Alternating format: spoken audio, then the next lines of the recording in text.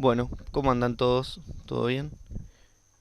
La idea de hoy es continuar un poquito con eh, el video de motor de corriente continua, ¿sí? En el video anterior habíamos visto este motor con rotor de ardilla, pero le hacíamos circular corriente por el ánodo A1 y salíamos por A2, ¿sí? O sea, habíamos visto cómo actuaban las fuerzas en cada conductor y se generaba cada uno de los pares motores o torque de la máquina, ¿sí? Y habíamos hecho la deducción de la ecuación del torque, que la anotamos por acá abajo por las dudas para que vaya quedando. El torque de la máquina, recuerden que es Kt por If por Ia. Bien, esta es la ecuación que habíamos visto en el video anterior. Me sale la clase pasada, pero es la costumbre de dar clase en el aula. Disculpen. Bien, entonces, en el video anterior habíamos llegado a la deducción de esto. La idea de hoy es obtener la ecuación de la tensión inducida, EB, en función de la velocidad omega, ¿sí? Entonces vamos a ver qué pasa con esa tensión que aparece entre A1 y A2 cuando yo tengo una corriente que circula por el campo, por el bobinado de campo, F1, F2, y tengo un rotor girando a una cierta velocidad.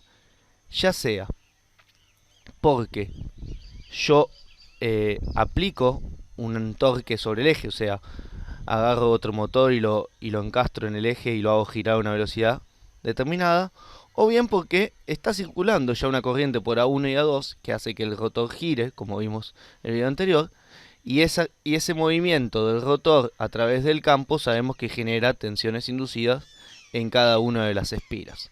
Bien, bueno, vamos a empezar, si les parece. Nosotros vimos entonces que la tensión inducida en un conductor cualquiera es función de la intensidad del campo, ¿sí?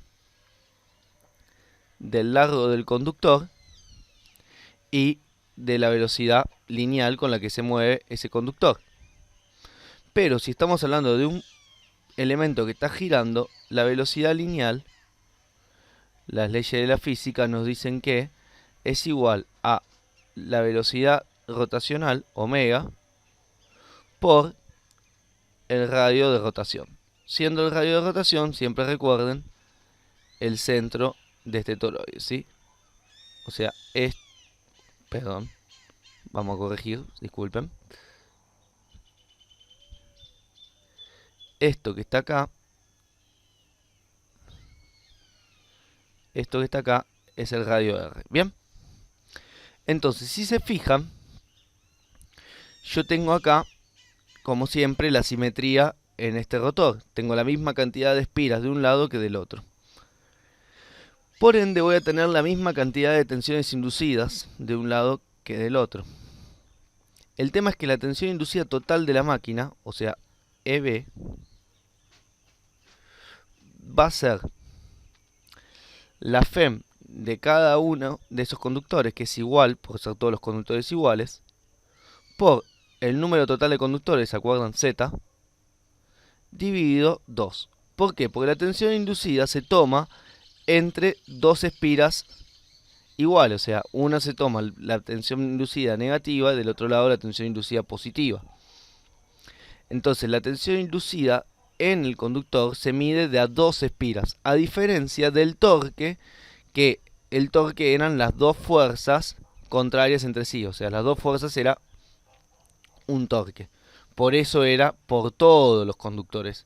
Acá en este caso es por Z sobre 2. Bien, entonces dicho esto, vamos a plantear nuevamente cómo sería la tensión inducida en un conductor para después extrapolarlo a toda la máquina. Bien, perfecto. Entonces la tensión inducida EB va a ser igual a intensidad de campo B, nuevamente, ¿sí? Por el largo del conductor. Este es el mismo largo del conductor que en el video anterior. Por la velocidad, que ya directamente vamos a poner, si me permiten, omega por el radio. Por la cantidad de conductores sobre 2. Bien, esa es la tensión inducida. Pero como dijimos también en el video anterior, la intensidad de campo, B, se puede escribir como el flujo de campo, o el flujo polar, phi f, ¿sí?, dividido la superficie polar. Entonces, esto es la intensidad de campo. Nosotros sabemos que siempre que hay corriente a través del bobinado de campo, ¿sí?, siempre que hay corriente en este bobinado F1, F2, hay un cierto campo que se polariza acá, norte, sur, ¿sí? Por ende hay un flujo de campo magnético que está atravesando esta superficie de medio cilindro.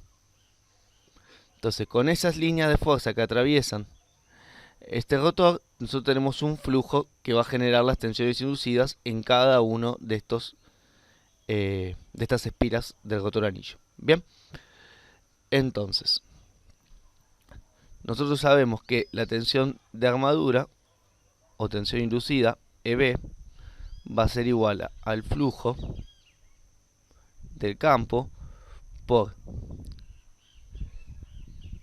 el largo del conductor, por el radio, por el número de conductores, sobre la superficie polar y sobre 2. Bien, ¿qué me falta ahora? Me falta saber qué es la superficie polar. Ah, y acá arriba, disculpen, me faltó, importantísimo, la velocidad angular, ¿no? Si esto no gira, nos induce tensión porque no estamos cortando líneas de fuerza. Recuerden siempre el concepto de tensión inducida, ley de Faraday. Tiene que haber un movimiento de una espira a través de un campo magnético para que se induzca una tensión. Si no hay movimiento, no hay variación de flujo. Si no hay variación de flujo, no hay tensión inducida. Bien. Entonces, tengo la tensión inducida, ¿sí? La tensión inducida depende del flujo, del largo del conductor, del radio de la máquina, del número de conductores, de la velocidad y de la superficie polar. La superficie polar, al igual que en la deducción del torque, la superficie polar es la sección del medio cilindro, ¿sí? Entonces es 2pi por el largo del cilindro por el radio. Eso sería la superficie entera, pero es medio cilindro, o sea que es sobre 2. El 2 con el 2 se va. Bien, entonces tengo ya la superficie polar. Lo otro que vamos a sacar también de lo que vimos en el video anterior es que el largo del cilindro es prácticamente igual a el largo del conductor. Entonces podemos decir acá que LR es prácticamente LC para nosotros, ¿sí? En rigor es un poquitito más grande LR y LC, pero el efecto que afecta es mínimo y despreciable, por ende para la ecuación vamos a considerarlos iguales siempre. Bien, entonces tenemos la superficie polar, tenemos LR igual a LC. Venimos acá y decimos que la tensión en la máquina va a ser flujo por largo de conductor por R por Z por omega.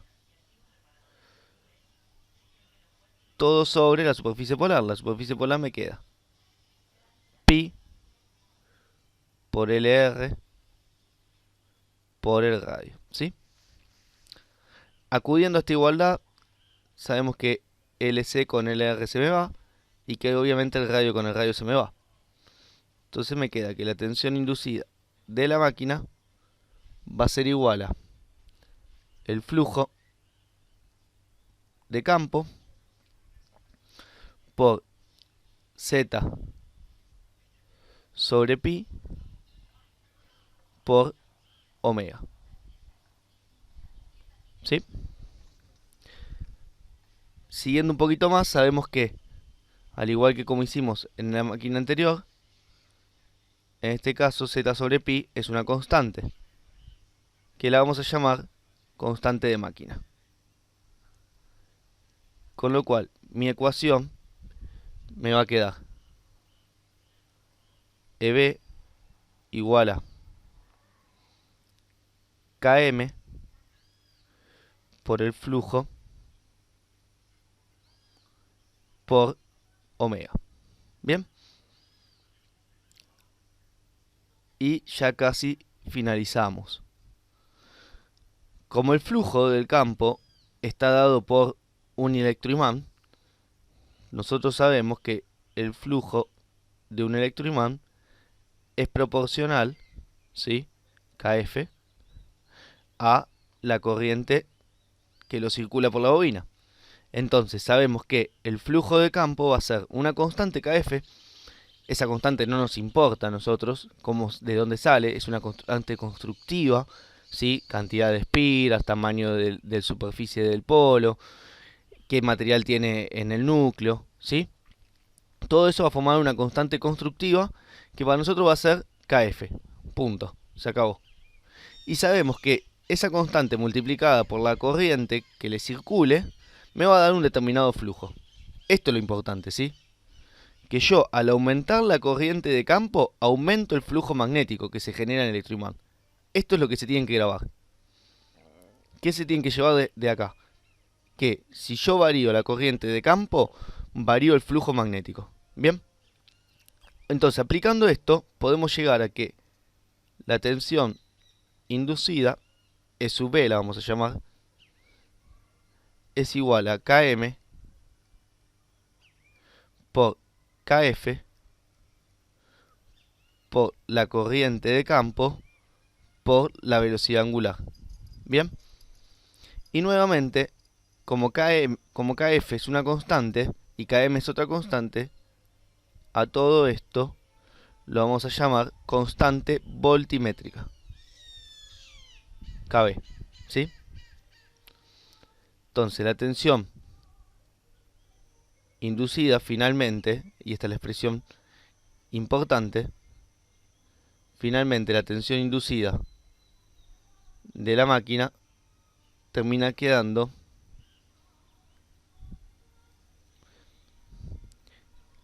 Kb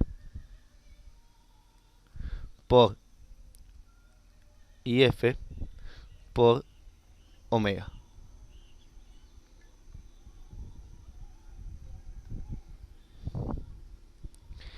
¿Qué unidades tiene Kb? Fijémonos. La velocidad angular generalmente está dada en radianes por segundos o se usa mucho también en los motores las revoluciones por minuto, los RPM. Lo habrán visto en los autos, el tacómetro del auto mide en RPM, revoluciones por minuto. Bien, o sea, las dos unidades básicas de velocidad angular suelen ser radianes por segundo, que es la que está en el CIMELA, y RPM, que es la que se usa en el sistema inglés. Entonces, si esto está en radianes por segundo, esto está en amperes, y esto me tiene que dar en volt. Entonces, Kb se puede medir o bien en volt por segundo sobre amper por radianes, ¿sí? Ojo, recuerden que el radian no es una unidad de medida, sino que es una representación, ¿sí? Con lo cual, fíjense que el Kb en definitiva me termina quedando también ohm por segundo, ¿sí? Ohm por segundo. O bien, la otra unidad posible de Kb es volt por minuto sobre amper por radianes. Es decir, que Kb también se mide en ohm por minutos. ¿Sí? Esas son las cuatro formas que pueden llegar a encontrar representada Kb. Y ya que estoy, le doy la unidad de Kt, que me parece que en el video anterior no se las puse. Kt, si vemos esta unidad de acá, la ecuación, vemos que el torque se mide en newton por metro. Esto se mide en amperes, esto se mide en amperes. Entonces, Kt tiene que estar dado en newton por metro sobre amper cuadrado. Esa es la unidad de la constante torquimétrica. ¿Sí? Esta es la constante torquimétrica y esta es la constante voltimétrica. Perfecto. Bueno, ahora sí, con esto ya terminamos de deducir las dos ecuaciones de la máquina de corriente continua. Tanto cuando se utiliza como motor, la ecuación de torque, o bien la tensión que se induce cuando está utilizada como generador o cuando está rotando el eje igualmente a través del campo, ¿sí?